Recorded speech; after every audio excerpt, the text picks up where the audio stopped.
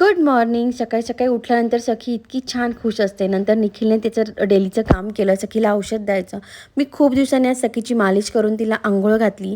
माझं सगळं आवरून होईपर्यंत छान निखिलने तिला बॉडी लोशन लावून तयार केलं. नंतर बाहेर येऊन मी तिला स्वॅडल केलं. हे आमचं रोजचं रुटीन असतं.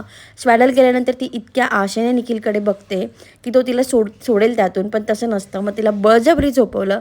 उठल्यानंतर मॅडमला ही फेस क्रीम नवीन सुरू केली, ती यूज केली. आणि जगातलं सगळ्यात अवघड काम, तिला गंध लावायचं काम, पण त्याचा काहीही यूज होत नाही, कारण पुढच्या अर्ध्या तासात गंध आणि ड्रेस दोघंही खराब असतं. नंतर सखीला आजी आजोबांकडे सोडून आम्ही गेलो सखीची थोडी शॉपिंग करायला. येताना मस्त पाणीपुरीवर ताव मारला आणि मोठे मोठे गुलाबजाम घेऊन आली मी.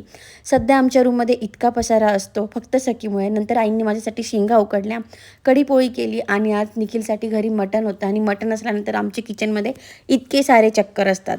आणि रात्री ह्या पिल्लूसोबत खेळत खेळत असा संपवला आमचा आजचा दिवस. थँक्यू.